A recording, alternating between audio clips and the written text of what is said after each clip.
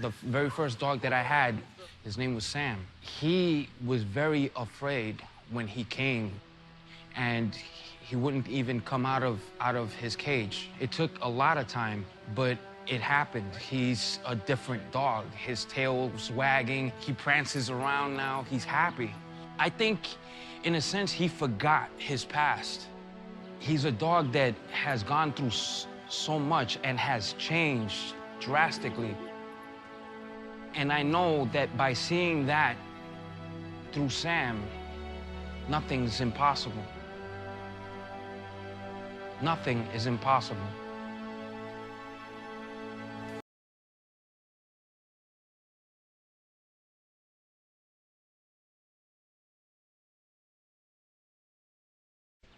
I have this connection with these dogs. Every dog that I've had a connection with it in such a way that I'm telling him or her stuff about myself, and it's like they're a psychiatrist, somewhat, you know?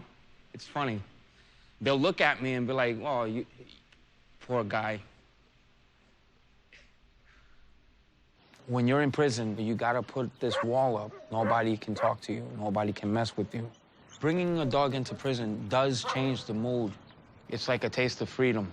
It changes a person's attitude. It really does. Having a live being with whom they share emotions, I think, would just cut through the barriers, because it would have to. It was like we became somewhat of a family because we started focusing on the dogs, and we all came to a common ground. Where there was a wall, it got broken. They do have a mask on because they're afraid to let their guard down. But when they're involved in this and they're talking to a dog, there's no more mask. That's the real person. That's how they are. You could have two different gang members in the same place. And if you bring a dog to the facility, believe me when I tell you, it will work. There is a lot of rivalry in jail, and there is a lot of gangs, and that's well known to everybody on the outside. And when you see people coming together that would never come together, it is amazing.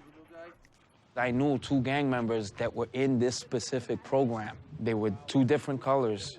They were repping, and they stopped. They started talking to each other, and they became friends.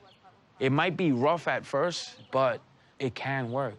You just have to give it a chance.